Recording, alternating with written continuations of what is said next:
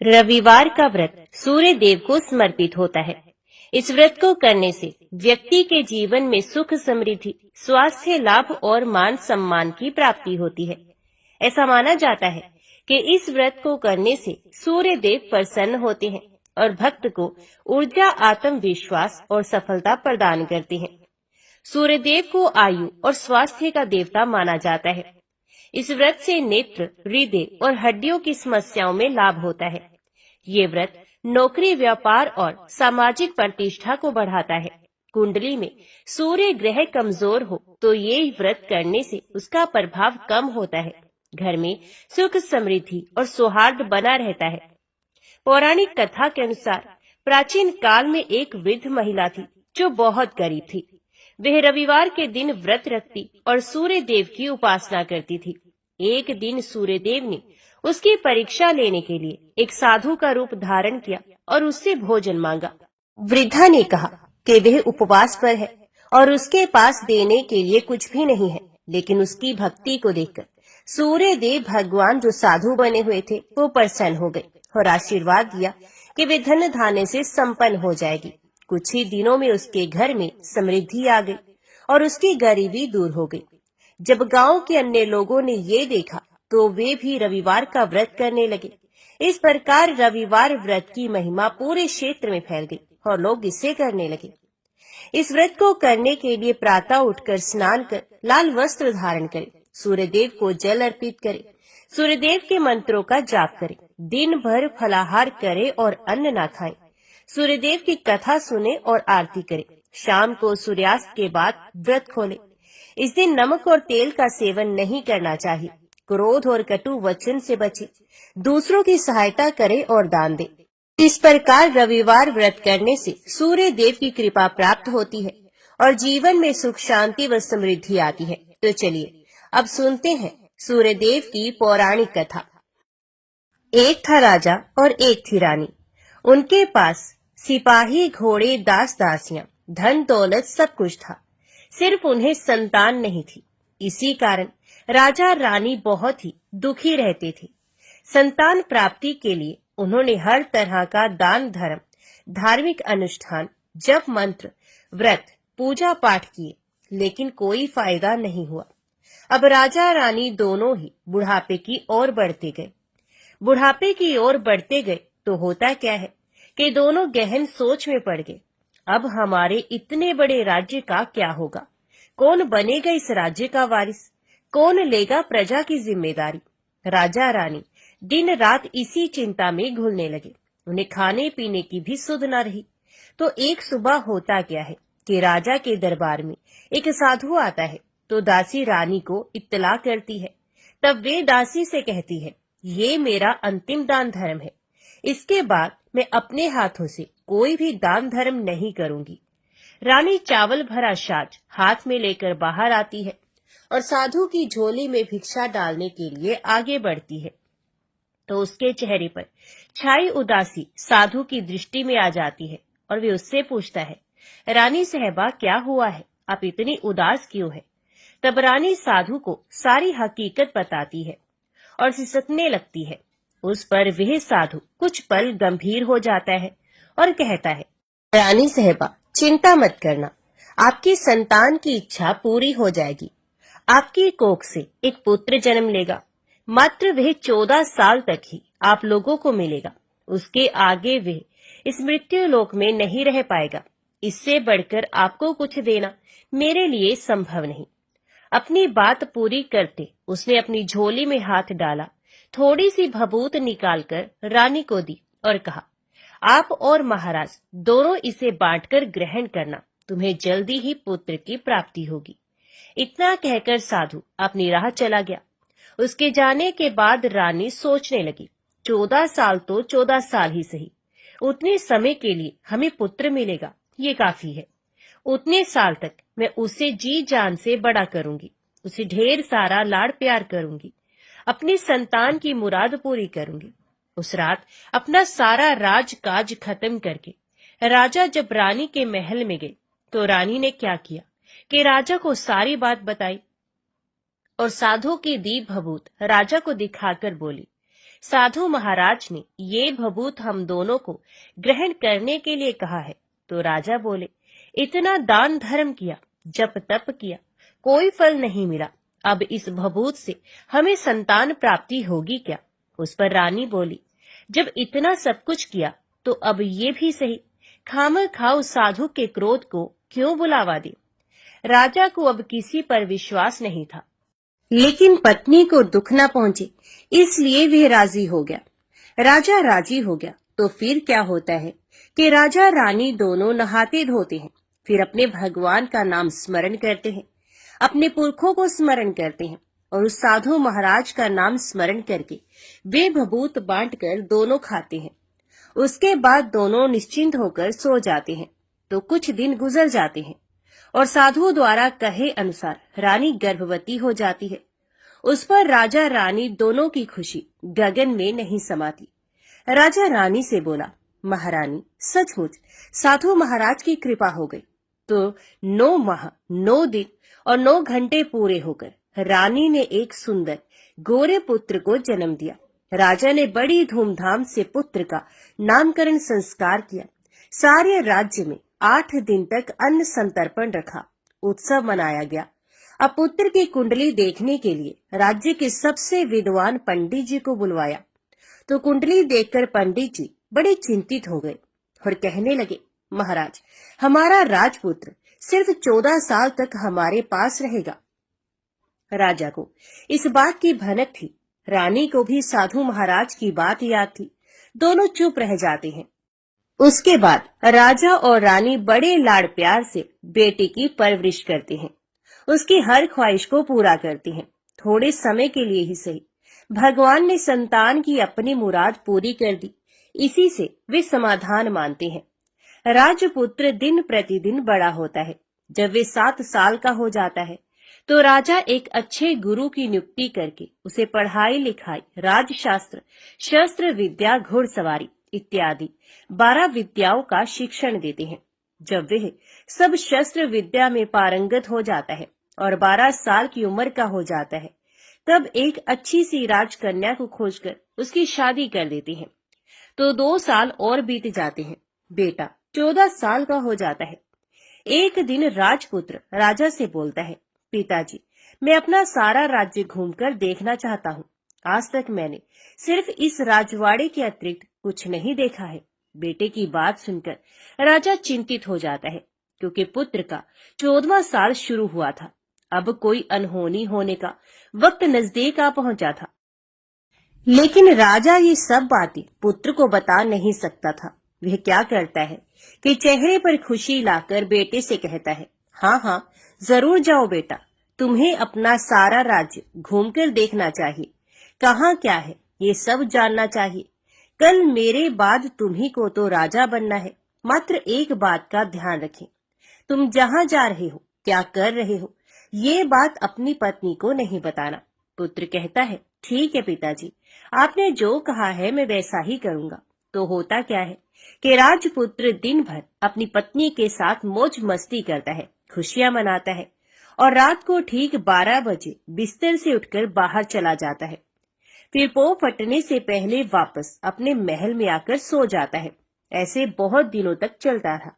अब पुत्र का 14वां साल खत्म होने में कुछ दिन ही बाकी रहते हैं। इतने में क्या होता है कि उसकी पत्नी यानी छोटी रानी रात में जाग जाती है। वे देखती है कि बिस्तर पर राजपुत्र नहीं है। ये महल में सब जगह देखती है तो राजपुत्र कहीं भी नजर नहीं आता।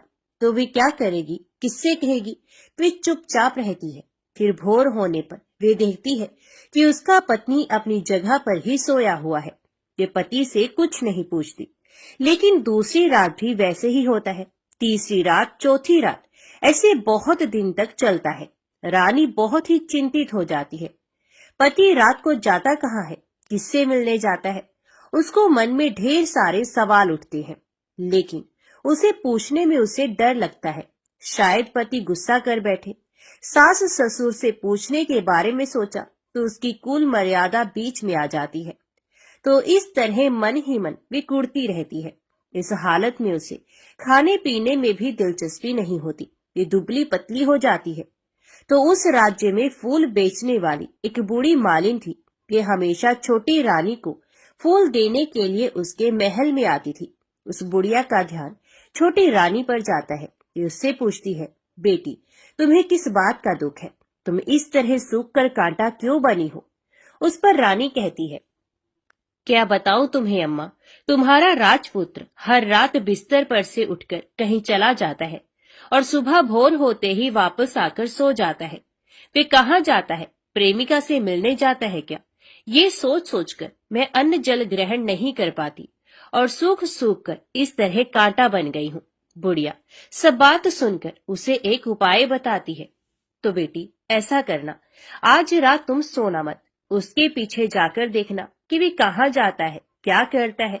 उसकी अच्छी तरह से पहरेदारी करना। पर मुझे नींद आ गई तो?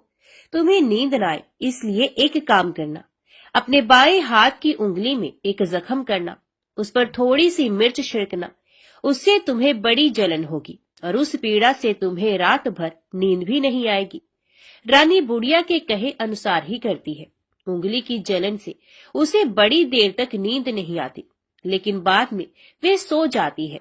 दूसरे दिन सुबह बुढ़िया फूल लेकर उसके महल में पहुंचती है और पूछती है, क्या हुआ बेटी, देख पाई क्या पति कहाँ जाता है? रानी कहती है, नहीं अम्मा, पहले कुछ समय जलन के कारण मुझे नींद नहीं आई, पर कुछ देर के पश्चात मैं तो सो गई। बुढ़िया कहती है, कोई बात नहीं, आज तुम उंगली पर पहले से थोड़ा बड़ा जख्म करना और ज्यादा मिर्च लगाना। तो रानी वैसे ही करती है, परंतु वे सिर्फ पति के बिस्तर से उठकर बाहर निकलते वक्त तक जाग पाई। वे उसके पीछे नहीं जा सकी क्योंकि उसकी आंखें उस समय तक मुंद गई थी। दूसरे दिन सुबह बुढ़िया फिर आती है तो उसने पूछने से पहले ही रानी रोकर कहती है, अम्मा, मैं आज भी उनकी पहरेदारी ठीक तरह से नहीं कर पाई। बुढ़िया कहती है, रोना नहीं बेटी, सब कुछ ठीक हो जाएगा। तुम आज रात जख्म और बड़ा करना और उस पर ज्यादा मिर्च लगाना, और एक काम करना, वे जब जाने के लिए निकलता है तो उसका रास्ता रोकना। बुढ़िया ने जैसा बताया रानी वैसा ही करती है। आज रात उसे नींद नहीं आती। पति रात 12 बजे बिस्तर से उठकर जब महल से निकलने के लिए चलने लगता है तो वह बुढ़िया ने जैसे बताया वैसे ही करती है। दौड़कर जाकर पति का रास्ता रोकती है और कहती है, कहाँ जा रहे हो, किससे मिलने जा रहे हो, मुझे सब बताओ। राजपुत्र उसे समझाने की बहुत कोशिश करता है। देखो, अगर मैंने तुम्हें वह बताया तो मैं तुम्हें दोबारा नहीं मिल पाऊंगा। कोई बात नहीं, ना मिल पाओ, लेकिन आप रात के समय कहाँ जाते हो ये मुझे पहले बता दीजिए। राजपुत्र निरुपाय हो जाता है। पत्नी की जिद के आगे उसकी एक नहीं चल पाती। ठीक उसी समय उसका 14वां साल खत्म होकर 15वां साल लगने वाला था। जो होता है वो हो जाने दो, वे सोचता है, और कुछ चावल मंत्रों से सिद्ध करके पत्नी को देकर कहता है, इन चावलों के दानों को दोनों हाथों की मुट्ठी में पकड़ना। पहले दाएं हाथ में पकड़े चावल मेरे ऊपर फेंकना, मैं कौन हूँ तुम्हें पता चल जाएगा। बाद में बाएं हाथ में पकड़े चावल मेरे ऊपर फेंकना, मैं जैसा था तुम्हें मिल जाऊंगा। लेकिन यदि तुम बाएं हाथ के चावल मेरे ऊपर फेंकना भूल गई तो मैं तुम्हें कभी नहीं मिल पाऊंगा। रानी ने कहा, नहीं भूलूंगी। रानी बड़े आत्मविश्वास के साथ कहकर दाएं हाथ में पकड़े चावल पति के ऊपर फेंक देती है तो राजपुत्र एकदम एक विशाल घोड़ा बन जाता है। एकदम उम्दा, सफेद, गर्दन पर लंबी अयाल। देखते ही देखते वे तेजी से दौड़ने लगता है। रानी उस घोड़े को एकदम भौचक्की होकर देखने लगती है और पति ने बाएं हाथ के चावल फेंकने की जो बात कही थी वे भूल जाती है। उसकी आंखों के सामने घोड़ा महल से बाहर निकलकर चला जाता है। घोड़ा जो महल से बाहर जाता है तो वापस नहीं आता। अब रानी को बड़ा पश्चाताप होता है। वे स्वयं को कोसने लगती है, लेकिन अब उसका कोई फायदा नहीं होने वाला था। राजपुत्र अब वापस नहीं आने वाला था। सुबह होते ही महाराजा महारानी को सब बात पता चलती है। उन्हें बहुत दुख होता है। वे बिस्तर पकड़ते हैं और राह देखते हैं कि एक दिन उनका बेटा वापस आ जाए। इस तरह 1 महीना गुजर जाता है, 2 महीने गुजरते हैं, 3 महीने गुजर जाते हैं, आखिर 6 महीने पूरे होते हैं। राजपुत्र का कोई अता पता नहीं लगता।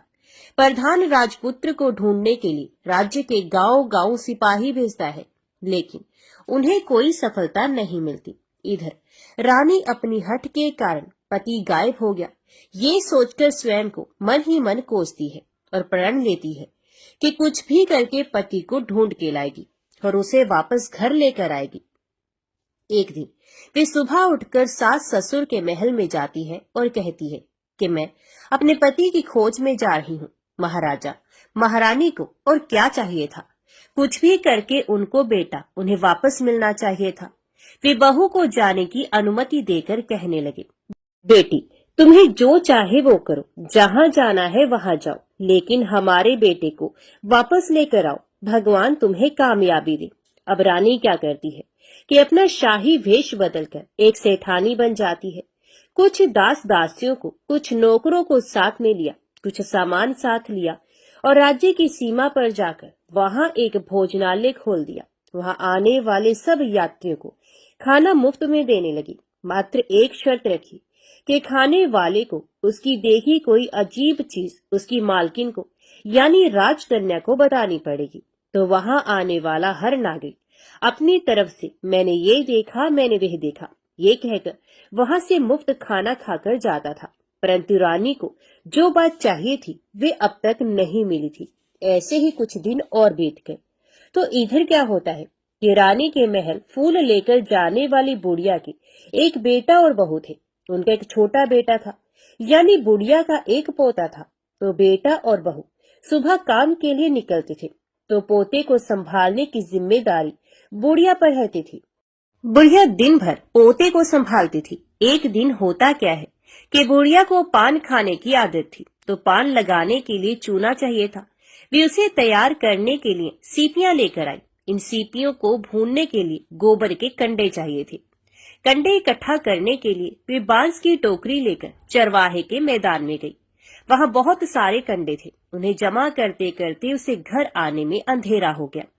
इस ओर शाम होते ही काम से वापस बेटा बहू घर पहुंचे तो देखा कि बच्चा घर पर अकेला है और रो रहा है। वे दोनों गुस्से से लाल पीले हो गए। इतने में बुढ़िया घर आ गई। बेटा ने पूछा, पोते को घर अकेला छोड़कर कहाँ गई थी? बुढ़िया बताने लगी कि मैं गोबर के कंडे इकट्ठे करने गई थी। इस पर बेटा बोला, दोबारा बच्चे को अकेला घर पर छोड़कर यदि कहीं गई तो मैं तुम्हें बहुत पीटूंगा। बुढ़िया कहने लगी, नहीं बेटा, फिर कभी ऐसा नहीं करूंगी। लेकिन दूसरे ही दिन बुढ़िया ये बात फिर से भूल गई और फिर चरवाहे के मैदान पर कंडे इकट्ठा करने चली गई। शाम को जब बेटा बहू काम से वापस लौटे तो देखती हैं कि बच्चा घर पर अकेला है और रो रहा है। अब उसके बेटे की सहन शक्ति खत्म होने लगी और बुढ़िया के वापस आने पर उसे घर से निकाल दिया। बुढ़िया रात भर घर के बाहर अंधेरे में बैठी रही और सुबह होते ही हाथ में टोकरी लेकर कंडे इकट्ठा करने के लिए निकल गई। उस दिन उस पर कंडे इकट्ठे करने का मानो पागलपन सवार था। कंडे इकट्ठे करते करते कब अंधेरा छा गया उसे मालूम ही नहीं चला। उसे जब ध्यान आया तो गांव का रास्ता भी ठीक तरह से दिखाई नहीं दे रहा था। वे अंधेरे में आंखें फाड़कर देखती देखती किसी तरह आगे निकल पड़ी। तो होता क्या है कि एक कपिला गाय छन छन की आवाज करती, गले की घंटी बजाती ठुमक कर उस मैदान पर गई। उसे देखकर बुढ़िया सोचने लगी कि इस गाय के पीछे पीछे जाऊंगी तो गांव तक पहुंच जाऊंगी। तब बुढ़िया उसके पीछे पीछे जाने लगी। वे गाय क्या करती है कि उस मैदान से लेकर एक एक करके 6 मैदान पार करती है। आखिर में वे 7वें मैदान तक पहुंचती है। तो वहां क्या होता है कि उस मैदान पर एक बड़ा सा पत्थर है। गाय जाकर उस पत्थर को अपना सींग मारती है। सींग मारा तो वे पत्थर दूर हट गया और पाताल में नीचे जाने की सीढ़ियां दिखाई देने लगी। तब वे गाय उन सीढ़ियों से नीचे जाने लगी। बुढ़िया वे सब देखती रही और झट जाकर गाय की पूंछ को पकड़ लिया। पूंछ पकड़कर वे गाय के साथ नीचे पाताल में पहुंच गए। पाताल में पहुंचते ही तुरंत गाय की पूंछ छोड़ दी और इधर उधर देखने लगी। वहीं से बुढ़िया ने देखा कि पाताल में सब जगह जगमगाहट है, दिया दीप जलते हैं और तेज रोशनी गाय के ऊपर पड़ती है और वहां अद्भुत घटनाएं घटने लगी। गाय के नीचे जाते ही उसके गले में अपने आप सांकल पड़ गई और छमछम करके कोई दुधारी में गाय का दूध दुहाने लगी। लेकिन जो कोई भी ये कर रहा था वे मात्र दिखाई नहीं दे रहा। बुढ़िया बहुत घबरा गई, कहाँ आकर फंस गई वे सोचने लगी और यहाँ वहां छिपने के लिए जगह ढूंढने लगी। लेकिन उसे कहीं भी जगह नहीं मिली, हर जगह उजाला ही उजाला था। तो वे यूं एक कोने में खड़ी रह गई और जो कुछ सामने हो रहा था उसे चुपचाप देखने लगी। कुछ पल के बाद वहां झट से एक उम्दा सफेद घोड़ा आया। वहां 2 कुंड थे, उसमें से एक कुंड में उस घोड़े ने छलांग लगाई और ऊपर आ गया। अब उसे राजपुत्र का रूप प्राप्त हो गया। राजपुत्र बनने के बाद उसने दूसरे कुंड के पानी में स्नान किया। वहां रखे गए नए कपड़े पहने। नजदीक ही एक सुंदर पलंग था, उस पर आकर वे बैठ गया। उसके सामने अपने आप 5 पकवानों की थाली आ गई, दूध की एक प्याली आ गई, पान सुपारी आ गई। उसके सामने एक दिया जलता रहा। राजपुत्र ने खाना खाया, दूध पिया, पान सुपारी खाया और बिस्तर पर लेट जाने से पहले सूर्यदेव का स्मरण करके सामने जलते दिए से पूछा, दिए दिए दीपंकर, मेरे माता पिता क्या कर रहे हैं? दिया बताने लगा, बेटे के शोक में डूबे हैं। राजपुत्र ने पूछा, राज्य कौन संभाल रहा है? तो दिया बोला, राज्य प्रधान संभालता है। राजपुत्र ने पूछा, मेरी पत्नी क्या करती है? तो दिए ने कहा, उसने चौराहे पर भोजनालय शुरू किया है और आते जाते लोगों से वे नई खबर के बारे में पूछती है। दिए के ये कहते ही राजपुत्र कहते हैं, ठीक है। उसके बाद वे सो गया। बुढ़िया कोने में खड़ी रहकर ये सब देखती रही। ऐसी अद्भुत घटना उसने जिंदगी में पहली बार देखी थी। उसे अंदर ही अंदर चुलबुलाहट होने लगी। वे अपनी भूख प्यास भूल गई और आगे क्या होता है कि वे बेचैनी से सब कुछ देखने लगती है। लेकिन उसके बाद और कुछ घटनाएं नहीं घटती। रात गुजर गई और सुबह हो गई। सुबह होने पर पलंग पर सोया राजपुत्र उठा और फिर से पहले वाले कुंड में छलांग लगाई। तो अब वे फिर से घोड़ा बनकर कुंड से बाहर आ गया। बाहर आते ही वे तेजी से उस पाताल नगरी से बाहर निकल गया। लेकिन वे कहाँ गया, बुढ़िया को कुछ पता नहीं चला। उसके बाद पिछली रात की तरह कोई उस गाय का छमछम करके दूध दोहने लगा। जैसे ही दूध दोहाना खत्म हुआ, उसके गले की सांकल अपने आप खुल गई और वह गाय तेजी से ऊपर जाने वाली सीढ़ियों की ओर भागने लगी। गाय को दौड़ते देखकर बुढ़िया सोचने लगी, अब गाय के साथ यहाँ से ऊपर जाना ही समझदारी है, नहीं तो कोई मुसीबत आकर मेरे ऊपर टपक जाएगी। झट से उसने गाय की पूंछ पकड़ ली और गाय के साथ ऊपर आ गई। गाय जब ऊपर मैदान में पहुंची तो सुरंग का रास्ता अपने आप बंद हो गया और उसके मुंह पर एक बड़ा सा पत्थर पूर्वत खड़ा हो गया। ऊपर आकर वह गाय जंगल की ओर निकल गई तो इधर बुढ़िया एकदम बावली सी गई।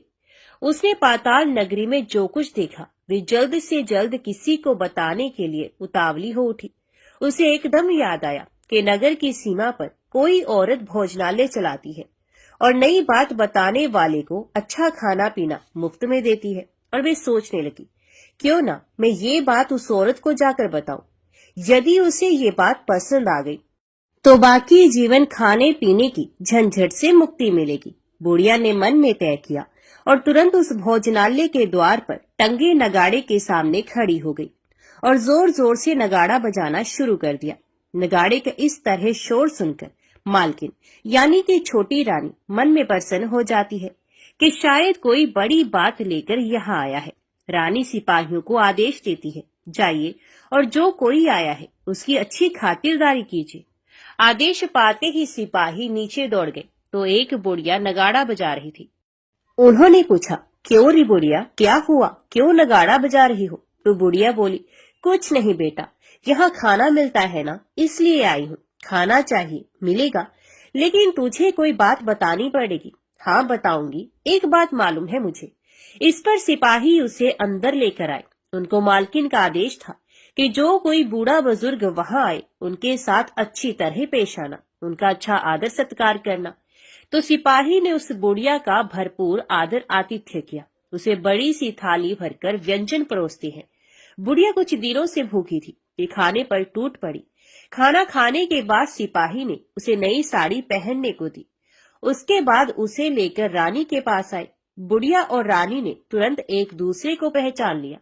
बुढ़िया बोली, बेटी तुम, और रानी बोली, अम्मा तुम। बड़ी देर तक दोनों भांति भांति की बातें करती रही।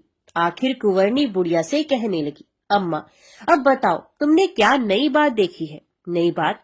मैंने कोई नई बात नहीं देखी है। वे तो मेरे पास तुम्हें देने के लिए खाने के पैसे नहीं थे, इसलिए मैंने झूठ कहा और नगाड़ा बजाया। रानी ने कहा, अम्मा घबराना नहीं, मैं किसी को तुम्हारा नाम नहीं बताऊंगी। फिर भी बुढ़िया मैंने क्या देखा, कब देखा करके आनाकानी करने लगी।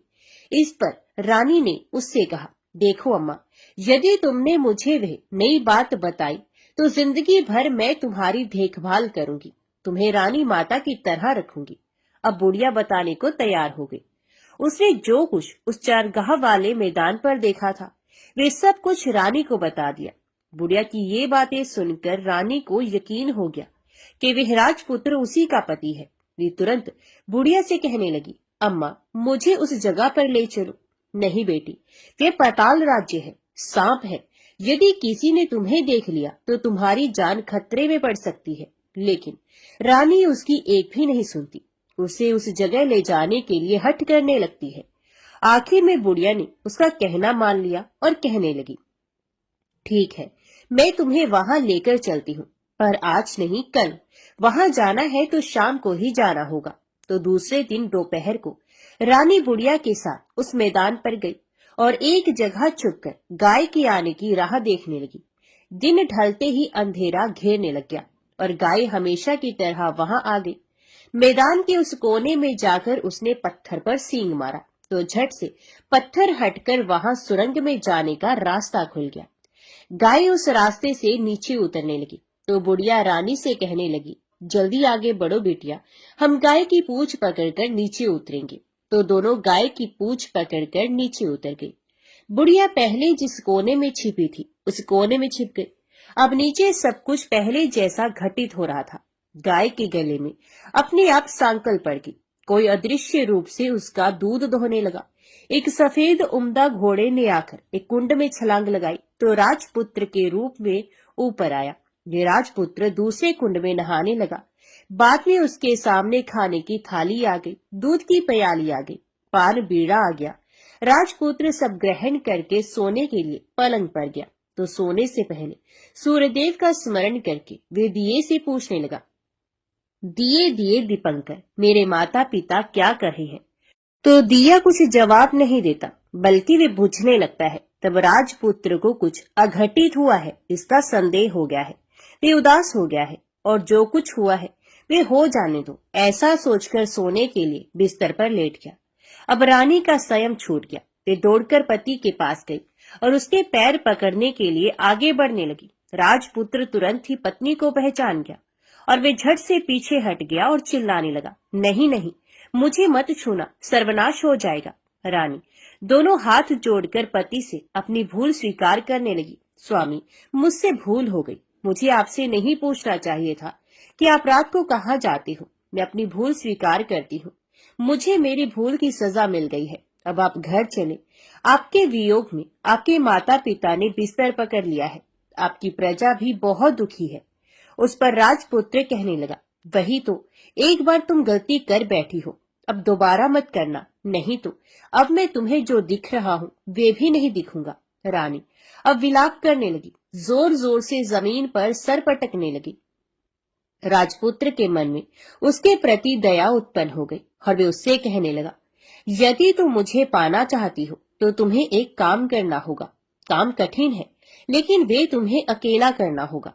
कहो स्वामी, कितना भी कठिन काम हो मैं वे पूर्ण करूंगी। तो रानी कहने लगी। इस पर राजपुत्र ने उसे बताया, इस पाताल से ऊपर जाते ही तुम्हें एक घना जंगल नजर आएगा। ऐसे 6 जंगल पार करने के पश्चात 7वां जंगल मिलेगा। वे जंगल सबसे घना है। उस जंगल में बीचों बीच एक पीपल का पेड़ है। उसके आसपास की जगह पत्ते, फंदे, जटाएं, कांटे इत्यादि से ढक चुकी है। वहां बाघ, शेर, भालू, सांप सभी धमा चौकड़ी बैठती है। तुम्हें उन सबको भगाकर वे जगह साफ करनी है। उसकी गोबर से लिताई करके पवित्र बनाना है, रंगोली से सजाना है। उसके बाद वहां धूप, कपूर, अगरबत्ती जलानी है। फूल कुमकुम से पेड़ के तने की पूजा करनी है, दूध दही से बने चावल का भोग चढ़ाना है। ये सब तुम्हें दोपहर को 12 बजने के पहले करना है। 12 बजने के समय तुम्हें उस जगह पर बैठकर सूर्य भगवान का ध्यान करना है। ठीक 12 बजे सूर्य भगवान का रथ वहां उतरेगा। वे सब देखकर खुश हो जाएंगे और कहेंगे, जिस किसी ने ये सब किया है उसे मैं मनचाहा फल दूंगा। तो तुम सामने जाकर उसके रथ का दाहिना घोड़ा मांगना, मैं तुम्हें मिल जाऊंगा। इतनी बात कहकर राजपुत्र अपने पलंग पर सो गया और छोटी रानी भोर होने की राह देखने लगी। भोर होते ही वे बुढ़िया के साथ गाय की पूंछ पकड़कर ऊपर आ गई। ऊपर आने के बाद वे बुढ़िया से कहने लगी, अम्मा, अब मैं अकेले ही आगे जाऊंगी, तुम भोजनालय वापस जाओ। वह जंगल में जाकर राजपुत्र की बताई जगह ढूंढने लगी और स्वयं आरी से वह जगह साफ कर दी। बाद में राजपुत्र ने जैसे बताया वैसे लिपाई पोताई करके वापस आ गई। दूसरे दिन पो फटने से पहले उठी और जंगल में उस जगह पहुंची। वहां जाकर इत्र गुलाब का पानी छिड़कर वे जगह सुगंधित की, धूप अगरबत्ती जलाकर उसे पवित्र किया और पूजा की। सब सामग्री वहां तैयार रखकर सूर्य भगवान का ध्यान करने बैठ गई।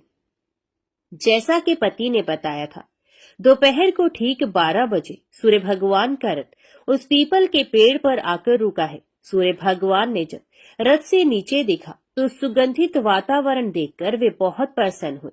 फिर वे बोले, जिस किसी ने ये काम किया है वे यहाँ आकर आज मुझसे कुछ भी मांगे, मैं उसे दे दूंगा। रानी ने जब ये शब्द सुने तो बिना समय गवाए दौड़कर उनके सामने आ गई और उनको साष्टांग नमस्कार करके बोली, हे भगवान, वे मैं ही हूँ, मैंने ही जगह साफ की है। अच्छा, तो तुम्हें जो चाहिए वे मांगो। तो रानी बोली, भगवान, मुझे आपके रथ का दाहिना घोड़ा चाहिए। तो सूर्य भगवान बोले, नहीं नहीं, मैं तुम्हें और कुछ भी दे सकता हूँ, लेकिन ये घोड़ा नहीं दे सकता। मेरे रथ के 12 घोड़े हैं, तुम चाहो तो कोई और घोड़ा मांग लो, लेकिन ये दाहिना घोड़ा नहीं, वे मैं नहीं दे सकता। छोटी रानी ने एक नहीं सुनी। वे सूर्य देव से एक ही बात कह रही थी, वही दाहिना घोड़ा दे दीजिए, नहीं तो मैं आपके पैरों में गिरकर अपनी जान दे दूंगी। अब सूर्य देव धर्म संकट में पड़ गए। उन्होंने वचन दे दिया था, अब अपने वचन से पलट भी नहीं सकते थे। ठीक है, दे दिया तुम्हें घोड़ा, सूर्यदेव ने कहा। फिर एक बात और भी कही, देखो, मैंने तुम्हें घोड़ा तो दिया है, लेकिन वे तुम्हें यहाँ नहीं मिलेगा, तुम्हें उसे पाताल में जाकर लाना होगा। रानी बोली, पाताल में ही क्या भगवान, मैं उन्हें पाने के लिए कहीं भी जा सकती हूँ। रानी को वचन देकर सूर्यदेव अपने मार्ग पर चले गए और इधर रानी जंगल से अपने भोजनालय में आ गई। फिर वह बुढ़िया को लेकर उस मैदान पर आ गई। जल्दी ही शाम हो गई। शाम होते ही वहां वे गाय आ गई और उसे सींग मारकर सुरंग का पत्थर हटा दिया तथा नीचे उतरने लगी। रानी और बुढ़िया जल्दी जल्दी उसकी पूंछ पकड़कर नीचे उतरी। नीचे पाताल में सब घटनाएं पहले की तरह ही घटने लगी। घोड़े का एक कुंड में नहाकर राजपुत्र बन जाना, नहा धोकर पलंग पर जाकर बैठना, तो उसे खाने की थाली, दूध की प्याली आना, पान बीड़ा आना। लेकिन आज एक बात नहीं घटी। आज 2-2 थाली, 2-2 दूध की प्याली, 2-2 पान बीड़े उसके सामने आए। ये कुछ नहीं बोला। अपने हिस्से की थाली खाकर, दूध पीकर और पान बीड़ा चबाकर वे सोने चला गया और हमेशा की तरह दिए से पूछने लगा, दिए दिए दीपंकर, मेरे माता पिता क्या करते हैं? दिए ने बताया, वे दोनों तुम्हारे शोक में मरने की स्थिति में पहुंच गए हैं। ऐसा झट से उसकी आंखों में आंसू टपकने लगे। फिर वे पूछने लगा, दिए दिए दीपंकर, मेरा राज्य कौन चला रहा है? दिए ने कहा, तुम्हारा राज्य प्रधान चला रहा है और वे सब कुछ हड़प कर चुका है। वे प्रजा पर बहुत अत्याचार कर रहा है। सुनकर राजपुत्र को बहुत गुस्सा आया। वे गुस्से से अपनी मुट्ठी भींचने लगा। अब वे पूछने लगा, दिए दिए दीपंकर, मेरी पत्नी क्या कर रही है? तब दिया कुछ ना बोला और चुप रहा। अब रानी का स्वयं जवाब दे गया। वे दौड़कर पति के गले लगे। राजपुत्र कहने लगा, अब मैं तुम्हें मिल गया। रानी ने कहा, सच कहते हो, अब आप फिर से घोड़ा तो नहीं बनोगे ना? राजकुमार ने कहा, नहीं, दोबारा घोड़ा नहीं बनूंगा। तुमने जो इतने सारे कष्ट उठाए हैं मुझे पाने के लिए, इसलिए सूर्य देव ने मुझे सदा के लिए घोड़े के जन्म से मुक्त कर दिया है। राजपुत्र ने बड़े प्यार से कहा और उसे गले लगा लिया। उसके आंसू पहुंचे। कुछ देर के पश्चात भोर हो गई तो गाय की श्रृंखला टूटकर वे ऊपर भूलोक जाने लगी। रानी, राजपुत्र और बुढ़िया उसकी पूंछ पकड़कर ऊपर आ गई। ऊपर आने पर वे सीधे भोजनालय में पहुंचे। वहां का सब सामान लोगों में बांट दिया और उसको ताला लगाकर अपने राज्य में लौट गए। राजपुत्र वापस आता और उसके तेवर देखकर प्रधान घबरा गया। राजपुत्र ने उसे बंदी बनाकर कैदखाने में डाल दिया और राज्य की वागडोर अपने हाथ में ले ली। उसके बाद वह अपने माता पिता को मिलने उनके महल में गया। तब राजपुत्र क्या देखता है कि उसके माता पिता उसके शोक में अस्थि पंजर बन गए हैं। पुत्र को वापस आया देखकर मरणासन राजा रानी की आंखों से टप टप आंसू बहने लगे। इन दोनों ने पुत्र को गले लगाया, उसे प्यार से सहलाया। इतना होने के बाद उनकी सेहत में एकदम सुधार आने लगा।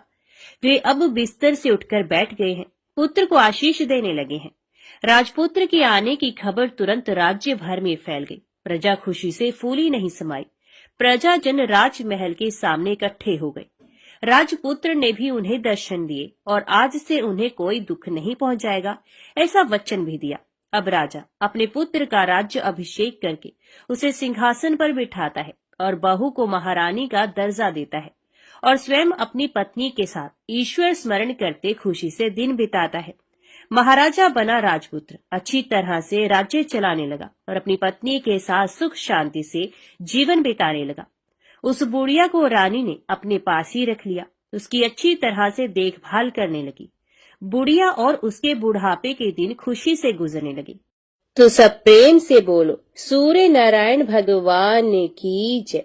आज की वीडियो में इतना ही। उम्मीद करती हूँ वीडियो आपको पसंद आई होगी। वीडियो पसंद आई हो तो वीडियो को लाइक और चैनल को सब्सक्राइब जरूर कीजिएगा। जय सूर्यदेव लिखकर कमेंट बॉक्स में अपनी हाजिरी और अपने सुझाव देना ना भूलेगा। तो मिलते हैं अगली कथा अगली वीडियो के साथ। तब तक के लिए देखते व सुनते रहिए। जय मां कंचक, जय माता दी।